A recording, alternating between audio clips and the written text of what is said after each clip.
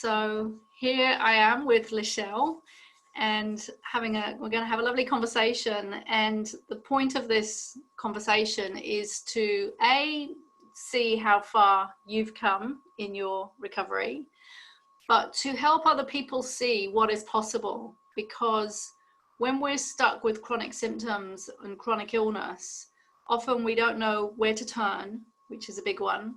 And we don't know what to do, and maybe we've tried lots of things and maybe we haven't, but we can find ourselves stuck and not know what to do next. And one of the things that I love to do is to help people see what is possible and see how their body is an incredible self-healing machine if we do the right things, and if we stop doing what is creating the symptoms and then know what to do to turn it around. So I'd like to start off and bring you back to before we ever spoke, when you sent me an email and you said that you'd had ME for about 13 years, but you'd only been diagnosed 5 years ago. And you'd been on antidepressants for about 8 years and having problems sleeping.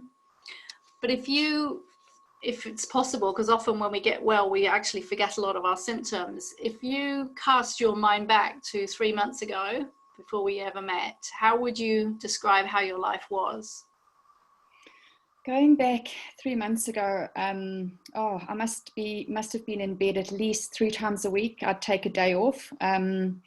I've got 2 children, so I save my energy for them. So I make sure that get them up and ready to school. And then if I'm having a bad day, I'd climb back into bed and, just before they come home, have a quick shower and then deal with all the sporting and whatever else needs to be done. So literally in bed, probably about 3 times a week, quite a lot of pain, just sheer exhaustedness, no joy I just found no joy, even in the exciting things. In life of, meeting up with a friend or family, or, you'd think you'd be happy and excited, and I just couldn't find that joy anymore, that happiness.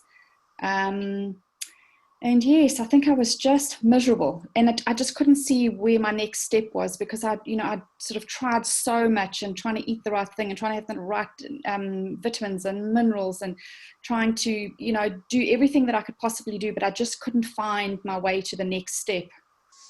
So what did you think back then? What did you think, even though you didn't fully know, what did you think was creating the symptoms? I'd sort of done a few courses, so I knew that it went back to childhood, but I just didn't know how to go back there myself and deal with what I actually went through and understand it in a good way. I think whenever I thought about it, it would bring fear, and there was always a lot of guilt. And that was one of the first things that I think, that I picked up from one of our first sessions, is I used to constantly, that person inside my brain wasn't me, was just constantly making me feel guilty all the time. No matter what I did, no matter, it was always this constant guilt. So just understanding, the false guilt, that was just a huge, huge revelation for me. So I'll remind you of some of the symptoms that you told me you had at the start, and it will be interesting to see what is different now. And there were quite a few different symptoms, but some of the ones that were scoring high were, for example, digestive issues. So how has that changed? Well, what was it like and how has it changed? Oh, I had to be so careful with whatever I ate. And I would just constantly have a sore stomach and irritable bowel syndrome. I used to have everything. I couldn't eat gluten, can't drink milk. There was just so many things, intolerances that I had. And now I'm finding that I've forgotten about them. I'm sort of... I'm still eating a regular a diet, but I mean, I've been including a bit more gluten, not hugely, but my stomach is tolerating it, and just odd things that I wouldn't have usually sort of been able to deal with. I'm dealing with, and the sort of the diarrhea and the constipation was up and down like a yo-yo. That's simmered down now, and so definitely digestion is definitely improved. If I could say 100%, I could probably say that. Which is much nicer to live with. Oh, definitely. And then you said you had a lot of aches and pains in the joints and muscles and feelings of weakness in your muscles. Yeah, How has that changed? that has changed. Probably, I'd say I'm probably about 70 or 80% there now. I still feel a little bit of pain, but I think I still have things that I need to deal with. There's still issues that are coming up that I'm needing to sort out and clear. But for the most of it, hardly, well, I mean, I didn't exercise, and if I did, I would be in bed, in the next couple of days for a day, just if I went for a long walk with friends. But I'm finding now I'm almost exercising every day, which I never used to. I mean, if the sun's shining, I'd be saying, oh, I should go for a walk, but I just could never feel like it. But now I see, oh, great, the sun's out, and off I go for a walk. And I've started going back to yoga, which I tried to do, but I just couldn't. I was so exhausted after doing it. So it's regular. I think what I'm finding now is that I used to have these stints of trying something, but I could never keep it up. It would never be a constant. And so now what I'm finding is actually, you know what, I'm walking more constantly now. It's not just once a week and then skip it for 3 weeks and then once a week. It's now, you know what, every few days I'll be walking or doing some form of exercise, or the qigong squats that you've been, all those things, and you're going back to yoga. So I'm doing a whole lot more than what I ever did before. So yeah, definitely fantastic. So before we go to a few more of the old symptoms, what would you say has been the reason for the change, as in the improvement in symptoms? Because people who are watching this are likely to be people who've still got symptoms, and they're sitting there going, well, I've still got pain and I've still got tiredness. What is it? What's wrong with me, and why can't I get rid of it? And it's very easy for me to tell somebody what they need to do because I understand it, but I think it really helps from somebody who's just been through it very recently, the recovery, because mine again was 20 years ago, is what is it that you have done differently to cause your body to no longer need to send symptoms? Well, I think the biggest revelation for me was understanding emotions. I remembered you asked me in my first session, how do you feel about this? And I actually didn't know. I actually had no idea about emotions. I mean, yes, you hear about them and you think, oh yes, they're there, and I sort of think I understand them. Well, I actually had no idea what emotions were. So I think for me, understanding what an emotion was and how it affected me in my body and where it came from, that was a huge thing for me. And then just understanding how it's related in my life, I think, and how it's sort of started in childhood, which sometimes you don't think how you feel frustrated about something today that could have been sort of set so many years ago.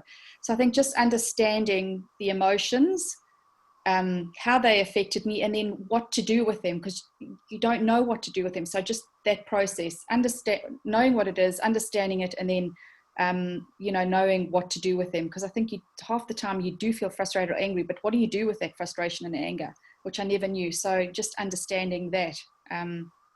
So how were the emotions affecting you that you didn't realize until we started, bringing that to light? Oh, huge. I think often I would, finish a session with you and sort of be so relieved afterwards, almost like, having this huge burden lifted off my shoulders, just understanding, where those emotions came from, and also how to deal with people who give you some of those emotions, how you feel when you're feeling frustrated with somebody, how do you deal with that person? I think that was also another huge thing for me is the relationship with a person and how to deal with them. Whereas before I would never say anything, but now I know how to say something. When somebody's frustrating me, I can say it in a really good way where I know that I understand where it's coming from, and that the person who I'm going to be speaking to will know where it's coming from and how I'm saying it. Whereas before, I think I always used to tell somebody what was happening, not what I was feeling. And I think that was the huge thing, is what I was feeling isn't necessarily what somebody else is feeling. But if you make them aware of it and let them know what you actually need from them, that already clarifies huge amount of arguments. And just even with like a husband and wife relationship, that is huge, or even children. there's that sort of frustration, that everyday life, a work colleague or whatever, just knowing how to be able to deal with them. So I think just on an everyday level, I learned a whole lot of how to do it. And then also going back and dealing with past issues, which I never wanted to deal with because I didn't know how to. So bringing all of those issues up was for me really beneficial, because I didn't want to bring them up. I didn't want to think about them, but I needed to bring them up to actually be aware of the emotions that they caused, and then to actually, to acknowledge that and to accept that, and then to move forward from there. So, yeah, I don't know if that answered your question or not. Yeah, absolutely.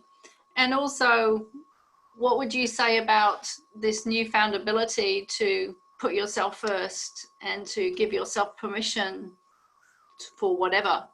Oh, huge. There was also another revelation for me, is that I used to feel so guilty about doing anything. So now what I do is I listen to my body, and I've never done that before. Never, ever. It's always what I should be doing, who I should be doing it for, why I should be doing it, feeling guilty if I don't do it.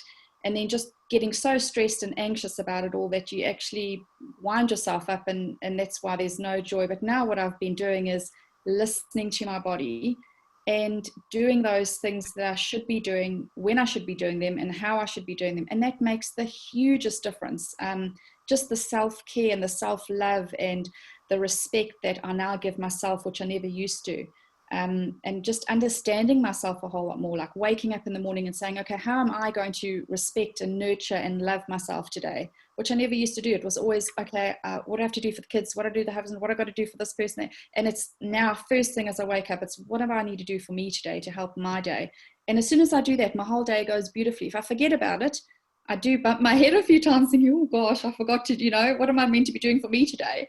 So the self-care has been huge for me. Yeah, I mean, I've often said to people that if I could summarize, nut it down to one thing, not that it is one thing, but one core thing that people have to learn on this journey back to health, it's self-care, which includes self-love and all that sort of stuff. So what would you say is one, I mean, I know you have mentioned the self-care, self-love thing, but if you were to think of, again, I'm thinking in terms of the people who might be watching this, who are sitting there going, well, what is it that I need to do to get rid of my symptoms? What is one change that you've made? And obviously we make many changes, but if we just think of one change that you've made that you didn't realize this thing, what it was that you were doing was contributing to symptoms, but then when you realized it, you started making a change, and that started reducing symptoms. Can you think of one thing in particular? I think probably the biggest thing maybe not the biggest, but I think there's a few on par, but I think I would probably say just listening to my body. Is that when I need to deal with something emotional, I need to do it then. If I need to go for a rest, I'll do that. If I need to go for a walk, I'll do that. And I think that probably is the biggest thing, is just learning how to listen to your body, and when you feel something, where you feel it, and how to sort of deal with it at the time, I think. So yeah, listening to your body. And I mean, at the beginning, when you first told me that, I was like, oh, Kim, I don't know about that. How am I going to do that? and really, when you say, oh, just ask your body, and I'm like, oh, okay. And I do. And even when you said to me, ask yourself in the morning, what you can do to love yourself. And I thought, how's that going to work? And it does. It really does. So yes, I think, listening to my body would probably be the top one. Mm-hmm. So coming back to symptoms, let's do some more symptom checking, so to speak. So when I asked you about mind and cognition, how your mind was working, cognitive, abilities, there was scoring quite high on poor memory, confusion, poor concentration, difficulty making decisions, learning difficulties, in other words, not being able to use the brain as best as one would like. So what has changed there? Oh, that's also been quite a huge improvement. I've had friends who have said to me that they can't believe the difference in how I am and how I'm sort of, I think the one friend even said to me, I had my glasses on and I was busy doing some work, and they said, wow, you look like you're ready to take on the world. I've never seen that in you before. And so when I thought about that, and I thought, well, actually, that's exactly how I feel. I actually feel like that I can do that now. And I've been sort of taken on jobs in the last month that I probably would never have done previously. They've asked me to coach my daughter's soccer team. I mean, I don't play soccer, and I never have really. And I thought, you know what, I can actually do this. And I said, yes, I'll do it. And I sort of went online and I did the research, which before would have been exhausting for me to even think about. And so sort of got that underway. And then I was asked to manage my son's football team. So I thought too, okay, well, I wouldn't normally say yes, but I thought yes. So in the last month, I've taken on those responsibilities, which I probably would never have done, as well as some business decisions, which, my husband would have thought that he wouldn't have sort of discussed them with me. He thought, let's just sort of leave me, but I've been totally involved. And yes, so no, that's also been a huge change. Awesome. Yeah. Well, when we first, had our first conversation, I knew that you were ripe and ready. And I said that, and you were quite unsure at the time. I was, yes. I can't remember exactly what you said, but I can tell. And this is, an important thing to share with anyone who's watching this, is that one of the major keys for recovery is the readiness and the willingness to be ready for the change, because we can actually become quite attached to our symptoms and our illness. And of course, we have the secondary gain that's going on, that yes. Underneath there's a secondary gain that's often, even though one part of us is saying, I want to be better, there's another part of us that's getting a secondary gain, a secondary benefit from, which is all unconscious, and it's all, as we know, to do with safety, to staying ill. So it creates a tug of war inside of us, which we don't even know. Can you remember, I can't remember now what the secondary gain, if there, was for you. Can you remember any of your secondary gains? No, I think I was really ready because I tried so much stuff, but I know that I probably did have that secondary gain maybe a while ago, where I was sort of, not thinking, as you say, it's unconsciously thinking about it, that if I didn't want to do anything, that immediately I had the excuse of, oh, well, I'm not well. So it got me out of a lot of stuff. So I think that was probably a secondary gain for me in some form or another. But I do so get where you say you have to be ready, because it's not an easy thing to do this and to go through it. It's a lot of hard work, but you need to be ready. It's like anything. If you wanting to go for a new job, or if you leave school and you want to study, you've got to put the work in, I think. And I think a lot of people these days think, oh, well, if you're sick, pop a pill and it'll make you better. But this is not one of those pop your pill things. This is sort of, you've got to work on yourself, and you've got to work on things that you haven't been wanting to deal with. And I think a lot of that scares people, because you don't sit down and think about that every day. The things that we spoke about and that I go through, I wouldn't necessarily even think about that, from year to year. So it is definitely being ready to sort of work through what you need to. But I think when you've been sick for so long, you actually just want to get better, and you'll do anything and everything to try and get better. So I was at that stage where I really just was desperate to get better. And that is the key thing, is that it's like we get to this point where we're ready to do anything. We're ready and willing to do whatever it takes. And that, I have noted over the years, is an absolute critical point for anybody with a chronic illness to get to. They just have to be willing to let go of what they've been holding on to, and to be willing to do something new and different.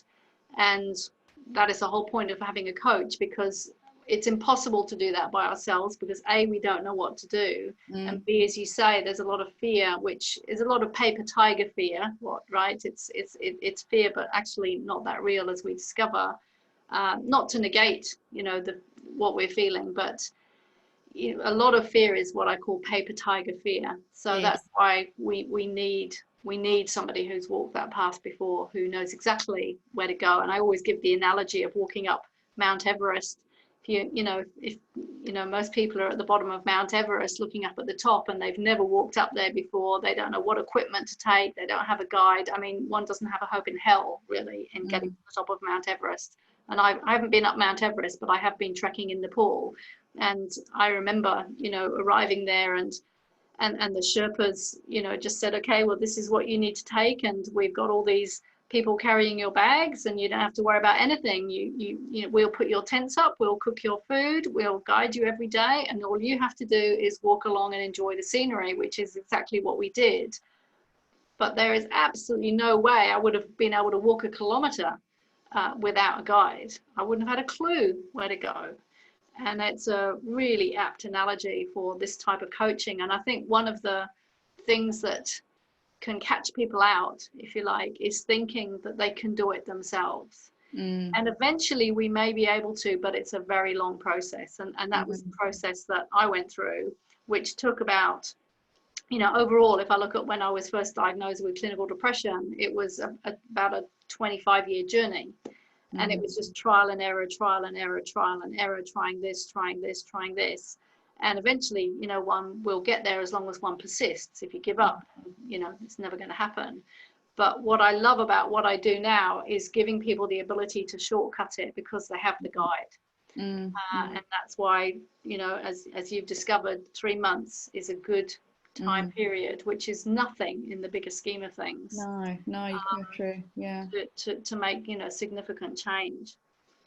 So anything else that you would like to add? Because I know you had some notes and thoughts and things before. Well, but just to let you know that the analogy that you used, that actually sold it for me to know which way to go, whether I should proceed with the coaching or not. When I read that, I thought, oh, that is so apt. Actually, that's exactly what I need, is because, yes, I could try find it on my own, but I think it would just take far too long. And I thought, you know what is 3 months of my life to just knuckle down and just do it.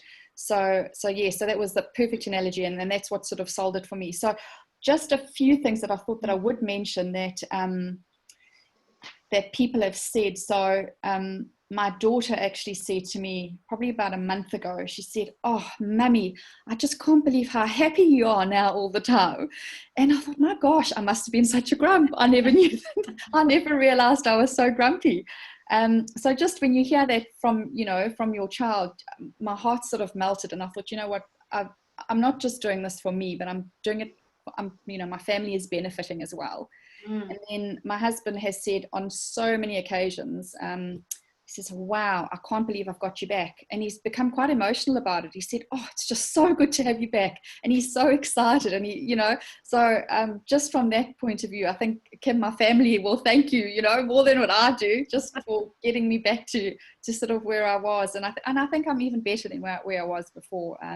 It's not about going back, is it? It's no. Well, that's it. And then the other thing that was also a huge standout for me is that I realized that, the 3 months is going to be up. Yes, I'm going to feel a whole lot better, but you know what? Life doesn't stop there. So it's not, for me, life is a journey and it's not a destination. Like I wasn't going to get to 3 months and then sort of stop. That's where I'm stopping.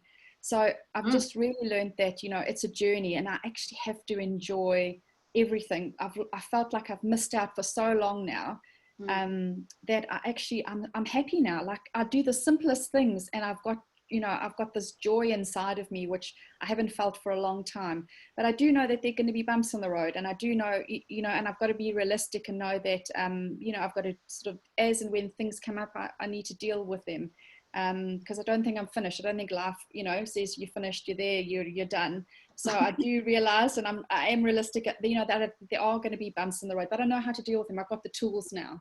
I know how to do things, and I just feel more confident now. Like I walk with my head up and not down, and I'm not tired, and I can look somebody in the eye, and I actually don't feel that sort of, I just feel more confident. So yes, that's my sort of parting thing. Life is a journey, not a destiny, and just to enjoy every day.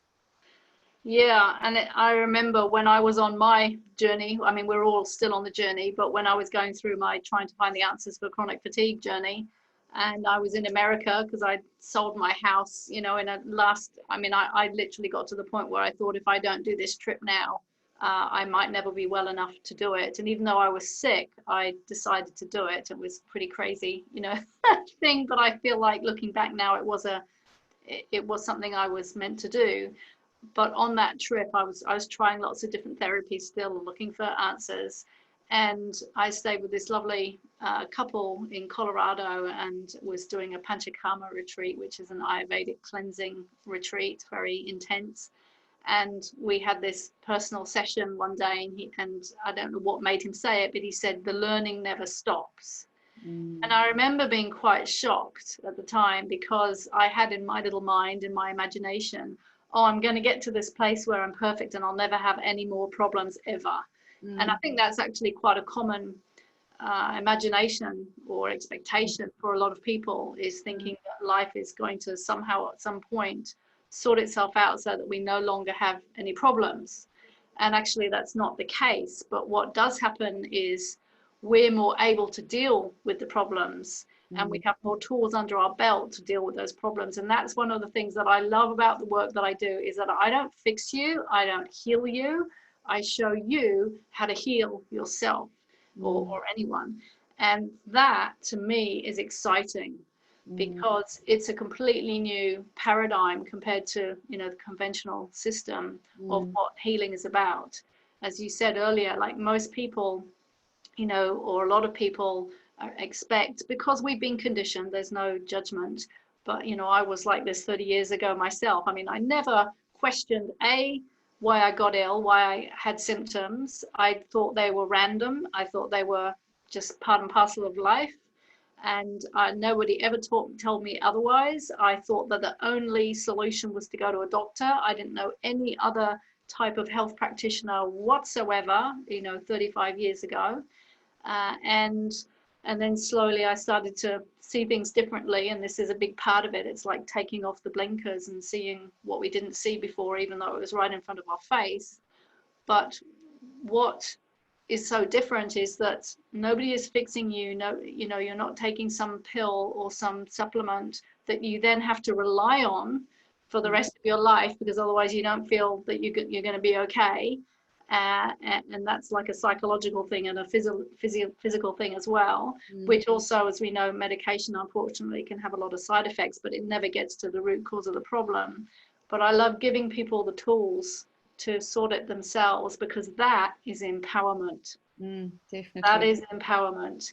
And that is one of the biggest things, is, you know, that one has to, you know, that one learns, is that it's about rediscovering our own inner power, which was taken away, you know, without us even realizing it when we were young.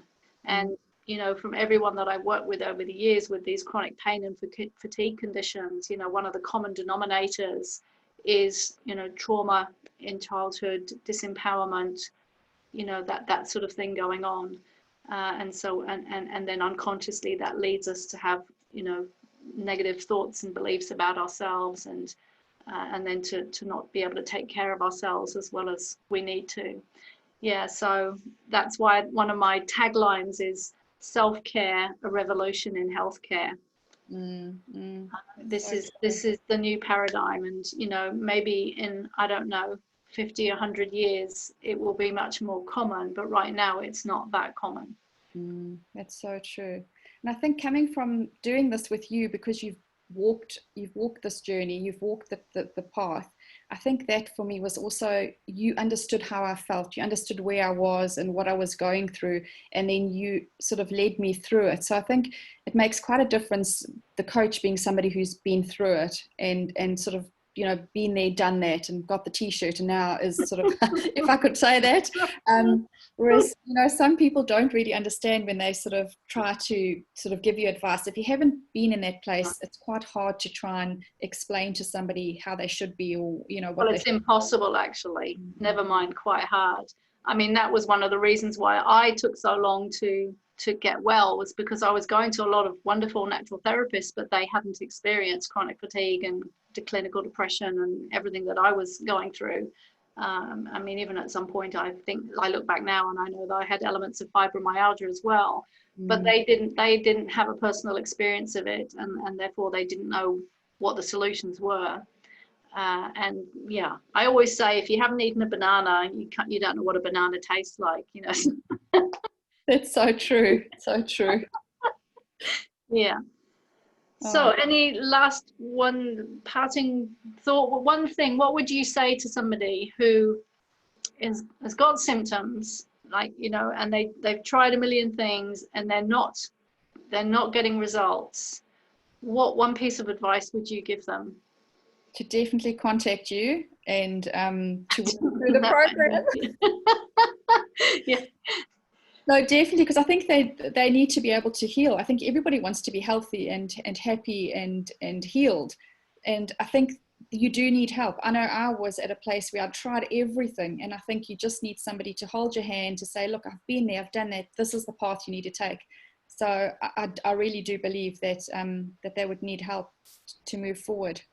And being ready, I think, wanting to do it. You really have to want to. Yeah. No, yeah. Yeah, and I know I said that was going to be the last thing, but that just brought some thoughts to my mind, was that it's funny, you know, like, for example, I'm not very good, I'm getting better, but I've had a lot of struggle with accounts. You know, my head just doesn't seem to be wired for that particular topic. And I can sit by myself and try and struggle my way through it. And actually, I won't succeed unless I get the right guidance, because I simply don't have the information and the knowledge base that I need. And yet I can go to I can go to an accountant who in 10 seconds can go, oh yeah, blah, blah, blah, blah, blah, blah. You know, and I might have sat there for 3 months, you know, stewing over, you know, trying to work something out. And you know, it shows that we need to go to somebody who has the expertise to be and the experience to be able to see things clearly and quickly. But what is interesting is how we are in general, we tend to be able to find it easier to ask for help from an accountant or maybe a personal trainer at a gym. But when it comes to these personal issues, it seems somehow to be harder to ask for the help, but also I think to even know where to go for the help. So that's true. It's a good point. Yeah, Definitely.